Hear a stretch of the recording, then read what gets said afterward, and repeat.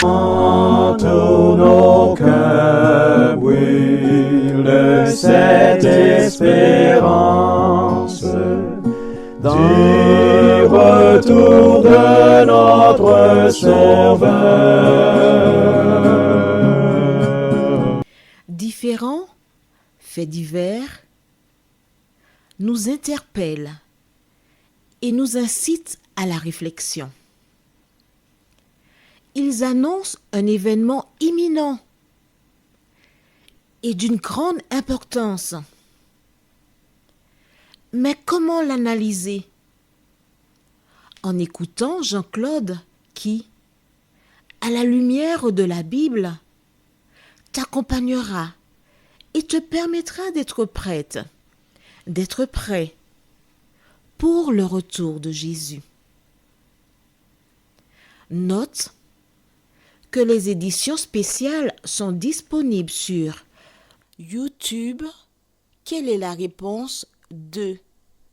Le 2, c'est le chiffre. Je te salue fraternellement en Jésus-Christ, le Sauveur du monde. C'est Jean-Claude qui partage avec toi cette nouvelle série qui s'intitule « Découvrir la vérité ». Marco et moi, Jean-Claude, sommes heureux de te retrouver. Car nous avons reçu de l'Éternel une mission. Prêcher l'Évangile. Aujourd'hui, notre thème est de pécher contre moi. Juste avant, prions. Notre Seigneur et notre Dieu, nous te remercions pour le bonheur de te connaître et d'avoir Jésus dans nos cœurs et dans nos pensées. Cet esprit, alors que nous découvrons la parole, de nous aider à la mettre en pratique, nous t'en prions, au nom de Jésus et pour ta gloire éternelle. Amen. Rappelle-toi, nous avons vu que Abraham, une première fois, au roi d'Égypte, avait dit, en parlant de Saraï, son épouse, c'est ma sœur. Et là, l'Éternel avait sévi. Pharaon avait fait appeler Abraham, lui avait donné un savon, l'avait chassé. Et à son départ, je pense qu'il a dû dire, messieurs, quelle honte pour moi, à mon âge, on m'a mis dehors comme un malpropre. Ah, il ne faut pas que ça m'arrive encore. Hein. Mais il a peur. Deuxième occasion, là maintenant, le roi de Guérar, Abimelech, il dit la même chose, c'est ma sœur. Une fois de plus, cette fois-ci, c'est Sarah qui a été emmenée.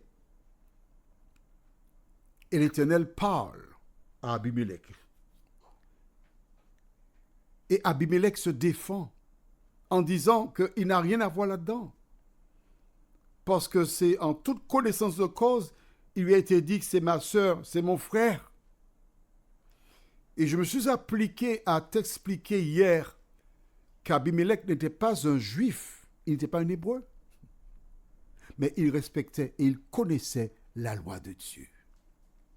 Est-ce que tu es d'accord avec moi? Ok. Alors aujourd'hui, nous lisons le verset 6, toujours de Genèse chapitre 20. Tu vois que nous ne sommes pas pressés, nous étudions la parole. Pour que tu vois par toi-même comment Dieu agit.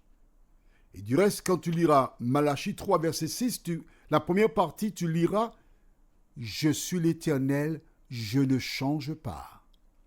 Ce que Dieu avait exigé de Pharaon, d'Abimelech, il l'exige aussi aujourd'hui aux humains. C'est comme le code de la route. Quel que soit le lieu où tu te rendras, dès que tu verras un fond rouge avec un signe blanc au milieu, tu sais que c'est sens interdit pour tout le monde, partout. Il n'y a pas un sens interdit spécial dans tel pays et dans tel autre pays un autre. Non, c'est le même. Ça ne change pas. Il a été établi par les hommes qui changent, Mais notre Créateur, Dieu, lui, il ne change pas. Aujourd'hui, nous lisons dans Genèse, chapitre 20, verset 6, ce qui suit. Dieu lui dit en songe, « Je sais que tu as agi avec un cœur pur. Aussi t'ai-je empêché de pécher contre moi. C'est pourquoi je n'ai pas permis que tu la touches. » Amen. Amen. Est-ce que tu vois qu'on parle d'Abraham, mais la Bible te dit qu'Abimelech avait un cœur comment? Pur. Je sais que tu as agi avec un cœur pur. La Bible déclare, heureux ceux qui ont le cœur pur, car ils verront l'Éternel. Abimelech, qui n'était pas un Hébreu, était un homme qui avait un cœur pur. Il respectait la loi de Dieu. Et Dieu lui donne encore un petit encouragement. Je sais que tu as la crainte de mon nom. Je sais que tu m'aimes. Et c'est moi qui ai permis que tu ne poses pas ta main sur elle. Est-ce que tu vois que Dieu aimait Abimelech? Mais rappelle-toi, Jean te dit dans Jean 3, verset 16, « Car Dieu a tant aimé le monde. » Oui, oui. Dieu n'a pas aimé qu'Abimelech. Mais toi qui m'écoutes là, en cet instant, Dieu t'aime aussi. Combien de fois a-t-il agi à ton endroit comme il a fait pour Abimelech? Mais toi, tu t'es entêté. Tu t'es laissé pousser par tes pulsions. La convoitise t'a poussé à aller de l'avant. Mais je te rappelle que découvrir la vérité n'a pas pour objectif de condamner quiconque. Découvrir la vérité n'a pas pour objectif de te pointer du doigt. Découvrir la vérité, c'est t'aider à te regarder dans le miroir divin, à reconnaître ta situation et à grandir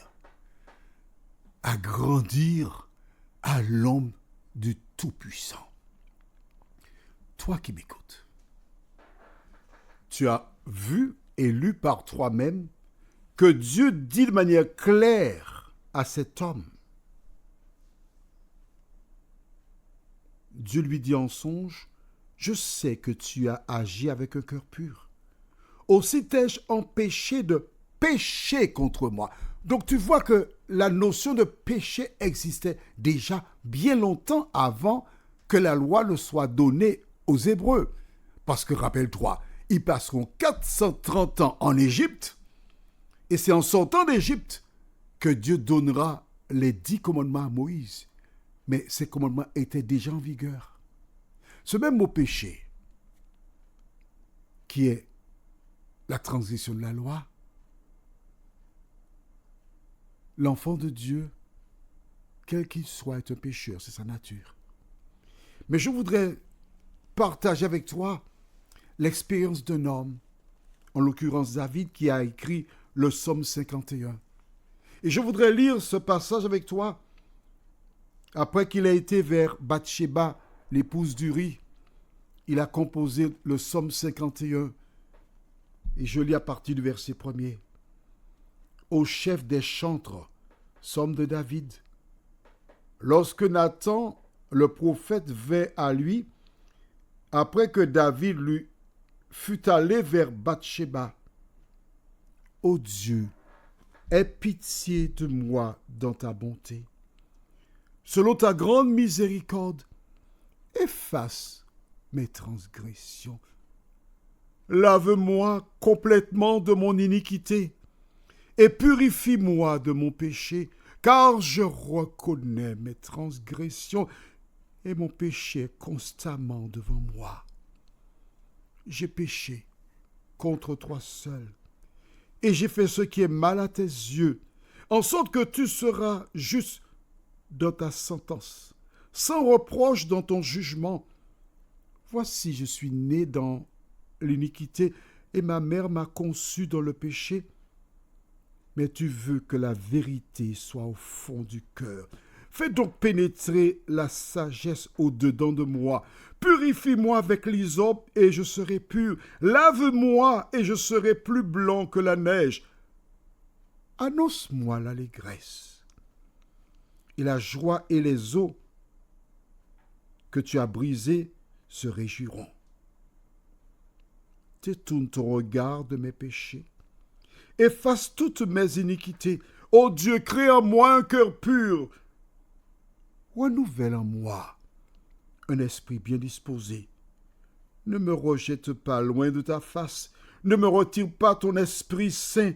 Rends-moi la joie de ton salut et qu'un esprit de bonne volonté me soutienne. J'enseignerai tes voies à ceux qui les transgressent et les pécheurs reviendront à toi.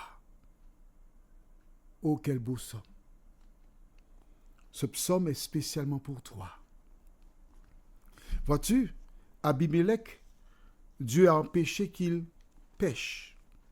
Dieu a mis la main. Mais Dieu met la main pour chacun de nous. Qui que tu sois, tu es tombé? Tu as commis un péché quelconque?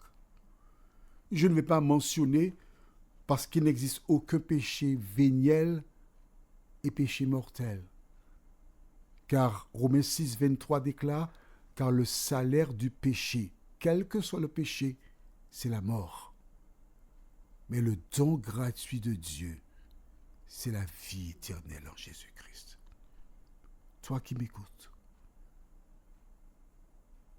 tu es rejeté par les tiens. À cause de ta vie, ceux qui étaient près de toi t'ont abandonné. Tes amis t'ont tourné le dos. Et tu te retrouves seul.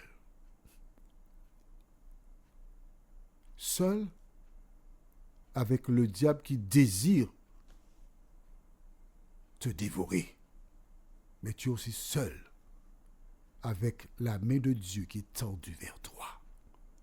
Alors, Marco, quel est ton choix? Est-ce que tu lâches prise? Est-ce que tu te laisses emporter par l'ennemi? Ou encore tu dis comme David, Seigneur, je reconnais. Tout ce que Dieu te demande, c'est de reconnaître ta situation. Tout ce que Dieu te demande, c'est de reconnaître que tu as mal agi. Et ensuite, une fois que tu as reconnu cela, que tu tournes ton regard vers lui et que tu dises comme David, j'ai péché, j'ai transgressé ta parole, Seigneur. Je reconnais que j'ai donné gloire à Satan. Mais je ne veux plus être à son service. Je veux te donner mon cœur. Seigneur, prions. Tu vois toutes ces personnes sincères qui ont fait des efforts, qui malgré leurs efforts sont tombés à nouveau. Mais Seigneur, tu leur dis en cet instant, le juste tombe 7 fois, mais il se relève. Tu ne nous autorises pas à aller jusqu'à 7 fois dans le péché, mais tu voudrais à travers cette parole nous dire, ne perds pas courage. De nous aider, Seigneur, à tourner nos regards vers toi.